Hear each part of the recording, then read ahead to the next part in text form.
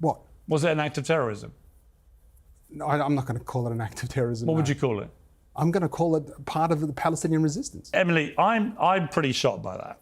I agree with you. I obviously think that that's extremely problematic. I don't see how you can say that kidnapping and killing Kfir and Ariel Bibas, or maintaining the kidnapping of hostages for over 730 days, 48 of which still remain in the Gaza Strip. I don't know how you can call that resistance, because we're talking about civilians who were murdered and kidnapped. But I actually want to go back to the protest issue. I do not think that speech itself is terrorism. I was actually at the protest yesterday as well here in the UK. And I heard very similar rhetoric. I do think, however, it's incitement to terrorism. And when you hear people chanting to globalize the Intifada... That's what I mean. Obviously, they're not committing an act, but it's encouraging them to think this is an act of resistance. Right. And unfortunately, what we see as the byproduct of that, whether that's what the speaker's intentions are or not, is that people do take matters into their own hands. They do engage in acts of violence against Jewish individuals, just like we saw with the Manchester attack just a few days ago. And that's part of the very